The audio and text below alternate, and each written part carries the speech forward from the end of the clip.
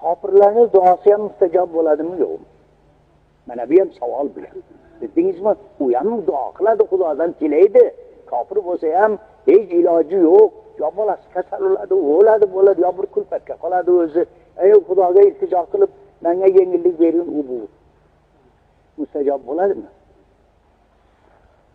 Kitoblarda aytadiki, muomalot, dunyoviy muomalot bo'lsa mustajob bo'ladi.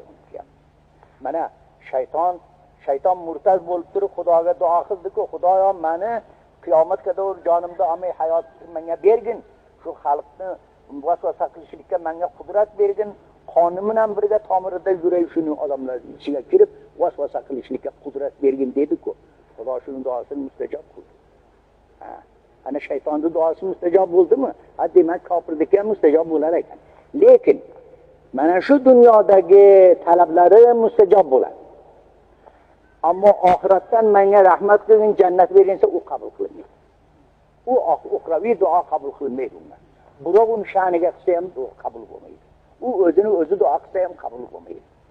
Qur'onda Xudo taolo innalloha la yuzi'u ajral muhsinin degan. Ehson qiluvchilarni ajrini beraman, zoyi qo'ymayman degan. Kofir ehson qilsa-chi? Kofir ham g'arib urabolarga beradi, ko'p narsalarni yordam qiladi-ku. Endi Xudo taolo aytayapti-ku, ehson qiluvchilarni ehsonini men bekorga ketkizmayman, shuni ajrini beraman deyapti. Qanaqa ajr beradi bunga? Kofir qilyapti shuni. Bir g'aribga kofir yo'lda turgan bir soiliga siz ham qildingiz bir ehsonni, kofir ham borib berdi bu narsani. Sizniki nima bo'ldi, uniki nima? Siznikini oxiratga qoldiradiki, o'sha qilganingizni oxiratda sizga savob beradi. Ana ungachi? Ana unga oxiratda ijtimo yo'q-ku endi-ku. Ularning nasibasi yo'q-ku oxiratda-ku. Ularniki shekda beradi. Shu nahmadan qoladi şeyda.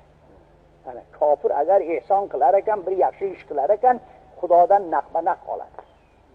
Ya'ni uni davlati ziyoda bo'ladi, bildingizmi, obod bo'ladi u, mana farzandlari bo'ladi. Mana shuni chetda o'zidan nahma olaveradi u qilganiga. Oxiratga qolmaydi u. Ana shuni shunday deb bilinglar. Bildingizmi? Bu juda ulug' masala bu.